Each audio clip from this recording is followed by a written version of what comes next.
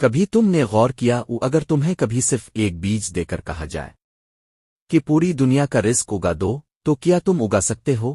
تم صرف پانی ڈالتے ہو، لیکن کیا کبھی سوچا گندم اگانے والا اصل میں کون ہے؟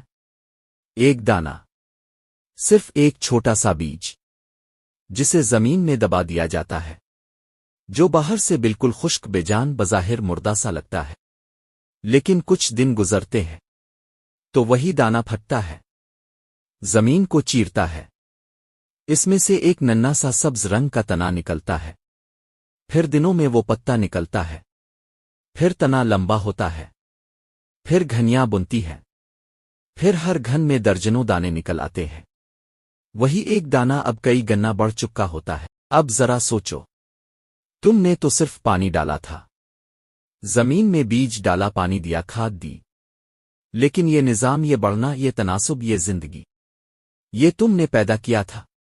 نہیں، یہ تمہارا کام نہیں تھا، یہ کسی اور کا کام تھا۔ یہ اللہ ہے، یہ اللہ ہے جو کر رہا ہے۔ اگر بڑھنا صرف کھاد سے ہوتا تو تم قبرستان میں بھی پانی ڈال کر دیکھ لیتے نا۔ ایک قبر پر روز پانی ڈالو، کیا کبھی کوئی مردہ باہر نکلا؟ کیا کبھی ایک انسان دفنایا اور کچھ دن بعد وہ بڑھ کر دو ہو گئے؟ کیا کبھی تم نے دیکھا کہ کوئی مردہ زندہ ہو گیا؟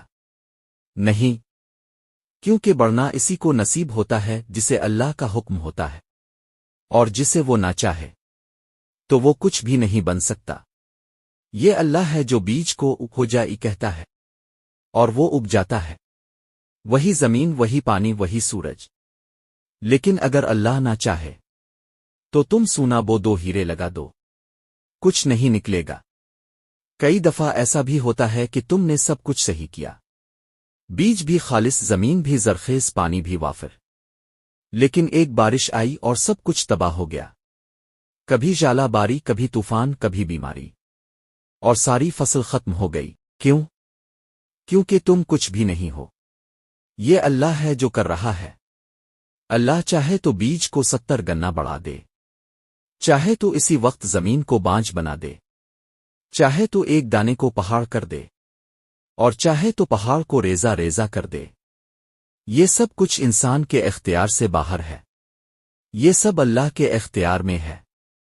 کبھی تم نے دیکھا کہ ایک بیج دفنایا جائے اور اس سے 2 بیج نکل آئیں، پھر ان سے 4، پھر 8؟ نہیں، ایسا صرف اسی وقت ہوتا ہے جب اللہ چاہے۔ اگر بڑھنا انسان کے بس میں ہوتا تو ہر غریب امیر ہوتا، ہر مریض تندرست ہوتا، ہر دعا قبول ہوتی، لیکن نہیں، یہ سب اللہ کی حکمت سے ہوتا ہے۔ یہ تمہارا علم نہیں، یہ تمہاری محنت نہیں، یہ اللہ کی توفیق ہے، اس کا کرم ہے، اس کا فضل ہے، یہ وہی کر رہا ہے۔